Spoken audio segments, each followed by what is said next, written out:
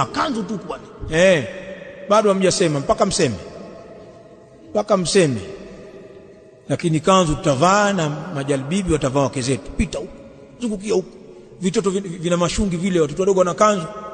Watu maadui wa Uislamu, hii mandhari inawaumiza kweli kweli. Sijui kwa nini bwana. Ninyi hamjaliona hilo jambo.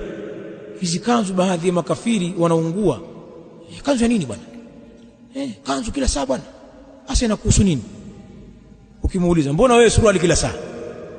Kama umetundikwa. Mbona sisi tukukejeli bwana? Nyinyi mnavaa suti kila siku. Majinsi kila siku. Hamna maajabu hapo.